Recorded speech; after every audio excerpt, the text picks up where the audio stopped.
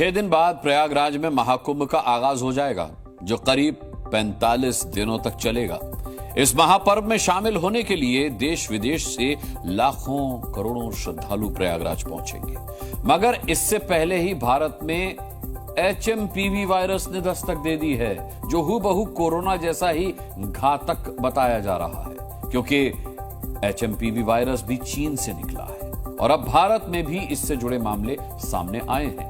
ऐसे में महाकुंभ में वायरस की एंट्री को कैसे रोकेगा योगी शील्ड? कैसे चीनी वायरस के संकट पर लगाम लगाएंगे सीएम योगी? देखिए HMPV के खिलाफ योगी का ऐलान जंग।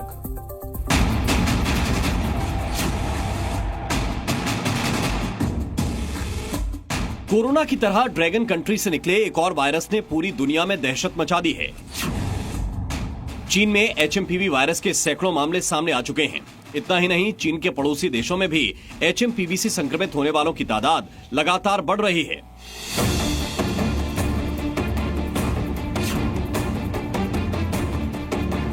दावा किया जा रहा है कि चीन में खौफ का दूसरा नाम बन चुका HMPV वायरस कोरोना से भी ज्यादा घातक और जानलेवा है।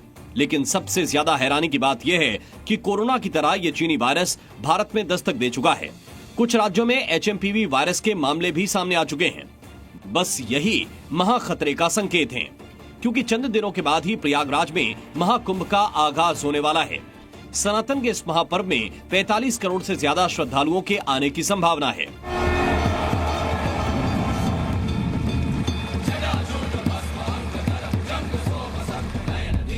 ऐसे में HMPV वायरस ने अगर कुंभ में एंट्री की तो मुश्किलें बढ़ जाएंगी, क्योंकि वायरस की चपेट में आने से सैकड़ों या फिर हजारों नहीं बल्कि लाखों लोग संक्रमित हो सकते हैं। लेकिन ऐसा ना हो, महाकुंभ में चीनी वायरस को हराम ना मचाए, इसके लिए सीएम योगी अभी से न सिर्फ एक्टिव हुए हैं बल्कि पूरे एक्शन में हैं। आज सीएम योगी ने HMV वायरस पर बैठक की, जिसमें स्वास्थ्य विभाग से जुड़े अधिकारी शामिल हुए। मीटिंग में वायरस से निपटने की तैयारियों की समीक्षा हुई। उत्तर प्रदेश में HMV वायरस पर सख्ती बढ़ सकती है। सर, HMPV एक वायरस फिर से आ रहा है, उसको लेकर क्या तैयारी है? हमारी सरकार ने संज्ञान में लिया है और आज एक उच्च स्तरीय बैठक भी हम लोगों ने बुलाई है और घबराने की कोई बात नहीं है, कोई पैनिक नहीं है। सभी स्थितियों से निपटने के लिए सरकार तैयार है। जहां तक हमने समाचार पत्रों से, विशेषज्ञों से बात किया है, ये सामान्य फ्लू की तरह है, कोई चिंता की बात नहीं। सीएम योगी ने स्वास्थ्य विभाग के अधिकारियों को साफ निर्देश दिए हैं कि महाकुंभ में शामिल होने वाले साधु संतों और श्रद्धालुओं से लगातार संपर्क में रहें।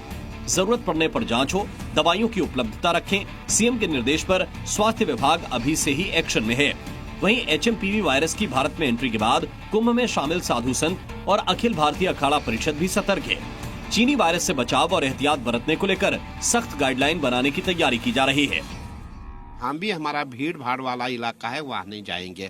और हम, आपने देखा होगा 2021 को हमने बहुत अच्छे तरीके से देखा है और हमने अपनों को अपनी जान गंवाते हुए देखा है। जो हमारे अपने थे वो चले गए। ऐसा इस बार ना हो और हम सबको इसके लिए प्रयास करना पड़ेगा। पूर्णतः एहतियात बरत रहे हैं हम लोग और कहीं बाहर का वो नहीं किया हुआ है और अंदर जा कर के बैठ करके भजन तपस्या और धुने पर बैठना, बस यही काम है। अंदर बाहर के किसी भी लोगों से मिलना जुलना नहीं हो रहा है। महाकुंभ की तैयारियां जोर शोर से चल रही हैं।